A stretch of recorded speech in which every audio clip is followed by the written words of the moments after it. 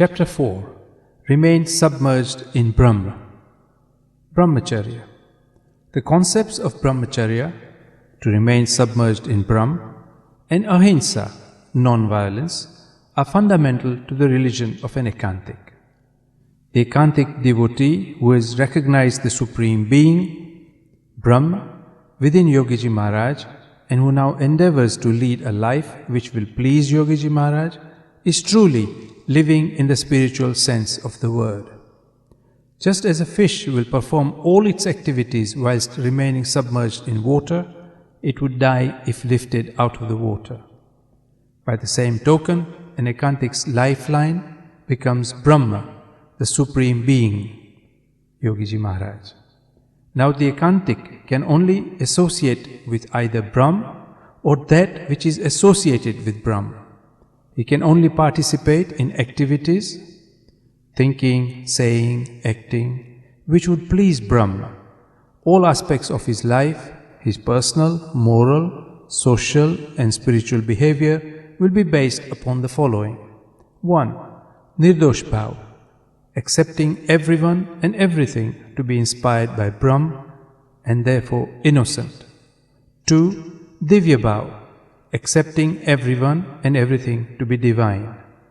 3. Samp, unity and harmony. 4. Sangathan bhav, divine friendship.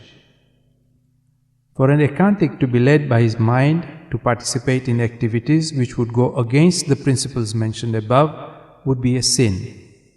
For example, Bharatji, who renounced his kingdom to devote his life to God, was led by his mind, felt pity and compassion for a dying baby deer to such an extent that he became totally engrossed in the deer and lost all sense of his original goal. Reference Vachnamat Gadra Antya Sattar. 17. The pity and compassion he felt were inspired from his inner mind. They were not an inspiration from Brahma. Therefore, they were manmukhi. Thus, an ekantik should never mistakenly partake in any thoughts, actions or emotions unless they are inspired by Brahma and are undertaken for his worship. The ekantik must never under any circumstances be fully committed and devoted with his whole mind, body and soul to anything or anyone unless inspired by Brahma to do so. He should be totally devoted in this manner only to a Gunatit Sant, such that he will be able to remember and reminisce upon the memories of such a saint. If this is achieved, the ekantik's participation in all other activities will be detached. He will not become too involved, acting and participating only as and when required and only to the minimum required level. He will not be influenced or affected by any incidents. He will remain passive to them and will become immune to their effects. To remain submerged in Brahma in this way and to utilize one's indriyas and antakarans, senses and emotions, etc., is known as Brahmacharya. Ahimsa literally means non-violence.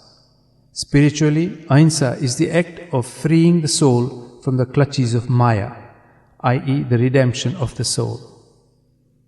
The Gunatit Sant undertakes to free whoever comes into contact with him from being the slave of their own senses, i.e. his mind, intellectual mind, emotive mind, ego, man, buddhi, chit, aham.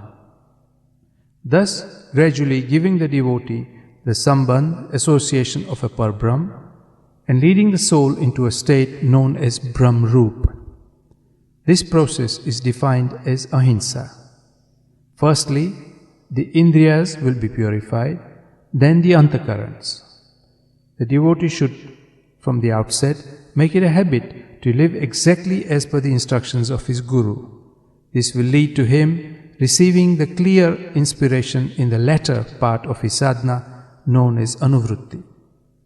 Eventually, the devotee will be able to enjoy the happiness and bliss of Akshardham via his own indriyas and antakarans as they become purified.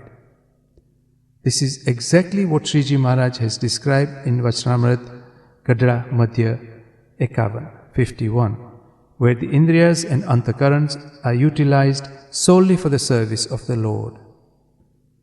Those who attain this ultimate state have also been described in Vachanamrut Karyani 7 as having attained a state of Jyan jue tyan Ramji pashe, i.e. they see nothing but God. Thus, to remain submerged in Brahm is brahmacharya. To participate in anything else or even to be led by one's mind is to falter. It is deception.